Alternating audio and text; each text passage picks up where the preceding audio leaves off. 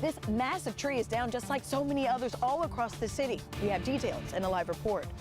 Trees falling over during these high winds causing massive damage. Plus, is your KitchenAid mixer hazardous to your health? We verify. Experience King Tut like never before. The immersive experience is here at the Del Mar Fairgrounds. And a senior at Our Lady of Peace takes on eating disorders and becomes a Teen Vogue magazine teen to watch. CBS 8 News live at 6 starts now. Strong Santa Ana winds are causing damage countywide tonight, from overturned big rigs to power outages. And the danger of falling trees forced the city of San Diego to close Balboa Park, Choyas Lake, and Presidio Park. Good evening, I'm Jesse Pagan, in for Marcella Lee. I'm Carlo Cicchetto. The city is expected to evaluate conditions before reopening the parks tomorrow. Tonight, we have team coverage. CBS 8's Kirsten Holmes is live in Balboa Park with more on the closure there and the other problems the Santa Anas are causing. But first, let's check in with Chief Meteorologist Carlene Chavis. Carlene? Yeah, we are still talking about these winds at high speeds. Now, they started to arrive by late last night, and took us into the morning and afternoon, and that's when we had the stronger winds. Taking a look at current conditions, you have a sustained wind speed of 14 miles per hour for downtown. We're still seeing some 30s and 20s on the map as well. We have gusts that are still fairly high in areas like Alpine, Sill Hill, just towards southwest of Julian, across the mountains, and even we had a gust within the last hour is at 25 miles per hour for the airport, but that is also coming down as well. We still have the alerts in play, so you're talking about a wind advisory because we had gusts up to about 45 miles per hour. That is for the coast as well as for the desert, and then we still have that high wind warning impacting along the 15 and towards the mountains. So that's going to keep going, both of these, all the way until 10 p.m. for tonight. We had the strongest gusts, as mentioned, this morning and this afternoon, which led to a lot going on with the big rigs as well as the downed trees. Now, winds are going to calm down as we go into tonight, and then we have to gear up for some strong winds and some rain in the days ahead. All those details are coming up. Jesse, Carlo. Carlene, thank you. With all of that, and out of an abundance of caution, the city of San Diego closed several parks, including Balboa Park. That's where we find CBS 8's Kirsten Holmes tonight. Kirsten, what are you seeing out there right now? Well, it's pretty dark, so lighting is limited, but take a look behind me. Look at this massive eucalyptus tree. This is the tree that fell on a woman earlier this morning. Now, her head and her wrists were hurt, and she had to go to the hospital, but luckily she is going to be okay. But this incident, coupled with the more than 35 other downed trees in Balboa Park, are what prompted the city to close not only Balboa Park, but also Presidio Park and Choyas Lake. It was like literally a 3-second deal. You heard the crack and it was pretty scary. I saw it go and I was like, Michael, Michael, Michael, Michael, kind of thing. And I kind of curled myself into a ball because I didn't know if it was going to hit the top. Sheila and her husband Michael were inside this Camaro when a tree fell on it at Balboa Park. We parked to use maps to figure out why the road was closed. I believe that we were supposed to take to get to all the museums. And so we were looking at our maps and then heard crack. And within 3 seconds, a tree fell down, hit our car, in front of our car, all over the road. Luckily for us, it just hit the windshield and the hood, and then I grabbed my bag and got the hell out of the car. I grew up here, and haven't been here for 30 years. Figured I'd show my wife Balboa Park, and now she's scared. That was just one of more than 35 trees down in Balboa Park. And this came after a 30-year-old woman had to go to the hospital when an 80-foot eucalyptus tree fell. The wind is a lot different to us than what the snow is. You know, the snowstorms, we can handle them. This wind, it's too much. And over in the East County, I-8 was closed in both directions to high-profile vehicles like Brenda's semi-truck because of the wind. It's more dangerous. A 40-mile-an-hour wind can topple you over. We were parked further up on the ramp here, but then the whole truck was like this, so it's like, yeah, we better get over here where we're more level. CBS 8 crews were getting video when they found a semi-rollover. You can hear the wind as two people climb out of the truck.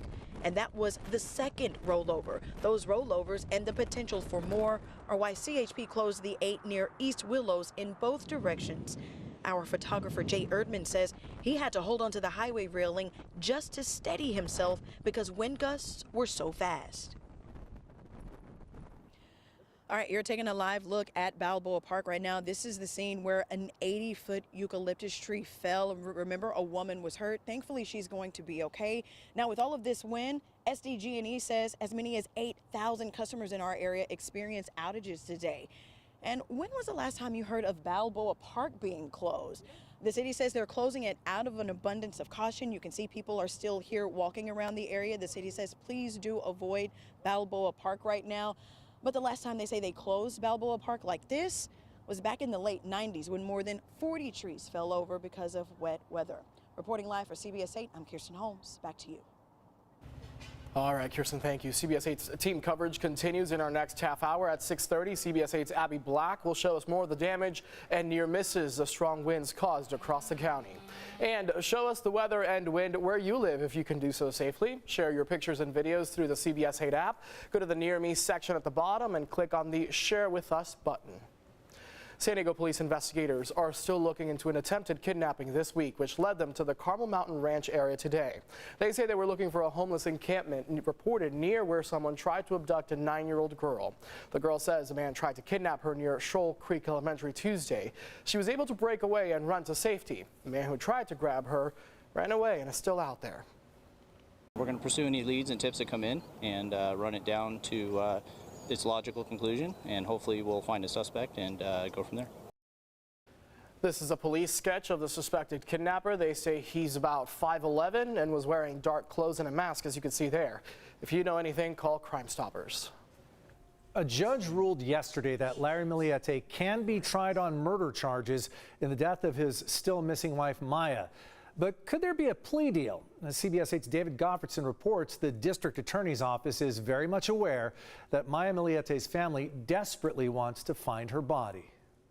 We, the jury in the Bevan title cause, determine that the penalty shall be death. Before David Westerfield was tried and convicted of murdering Danielle Van Dam in 2002, his attorneys were negotiating a plea bargain to find her body. But the plea deal collapsed when the 7-year-old's remains were discovered off Dehesa Road. After John Gardner was arrested for the murder of Chelsea King in 2010, his attorney successfully negotiated a plea deal, and he avoided the death penalty by showing police where he had buried the body of 14-year-old Amber Dubois. There is probable cause. On Wednesday, a judge ruled Larry Miliete can be tried for the murder of his wife, Maya Miliete, after an unusually long 10-day preliminary hearing. They may have wanted to impress the defendant with how strong their case is, even though their case is based on circumstantial evidence. I asked veteran defense attorney Gretchen Von Helms, who is not involved in the case, if prosecutors could offer Miliete a deal in order to find Maya's body. Yes, the prosecutors could make a plea deal at the behest of the family of her to give him a deal of less than first-degree murder. Miliete is facing 25 years to life if convicted of murder. If he makes a plea deal for second-degree murder, he could be eligible for parole in 15 years. The family wants closure. They want to know exactly what happened to their loved one. And if he is able to provide that information, which he doesn't have to provide, that may help them work with the district attorney's office in order to offer him a number, a sentencing number that he is comfortable with. Von Helm says hypothetically, for a plea deal to happen, Miliete would not only have to tell investigators where Maya's body is, but also exactly how he killed her. That's because he would face additional prison time if, for example, he used a firearm in the commission of the crime. As for the family of Maya Miliete, her sister tells me she is open to anything that helps locate Maya. If he has a plea deal, hopefully he'll have a change of heart and tell us where my sister is and just tell us the truth. Of course, at this point, Larry Miliete is presumed to be innocent, and he has pleaded not guilty to 1 count of murder and 1 count of possession of an illegal assault weapon. Yeah, David, a lot of people were wondering about just this question, if there was a plea deal possible that would bring some closure to the family. But what does Larry Miliete's defense attorney have to say about that possibility? I spoke to Larry Miliete's defense attorney, Benita Martinez, earlier today, and she confirmed to me that this is her very first murder trial. But she also said prosecutors have approached her and asked her about a plea deal in the case, but she insists there have been no serious negotiations, and Martinez says she simply needs more information before even going down that road. And a long road it still is, with trials still months and months away. David Gofferson reporting live for us. Thanks, David. More than 1,500 volunteers hit the streets around San Diego County this morning to get a glimpse at just how big the homelessness crisis is. Volunteers fanned out across 36 locations for the point-in-time count. They did more than just count how many people are living on the streets. They sat down and talked to them. There was a fellow I talked to who became homeless after he lost both his mother and his wife, and that sent him into a downward spiral from which he's still trying to recover, but he wants help. Last year, volunteers counted more than 8,400 individuals experiencing homelessness. That was up 10% from the year before. Data gathered today will come out sometime in May, and it will impact just how much federal funding San Diego will get for outreach services. Still ahead tonight, where history is coming alive for fans of ancient Egypt. And claims of dangerous levels of lead in KitchenAid mixer attachments we verified.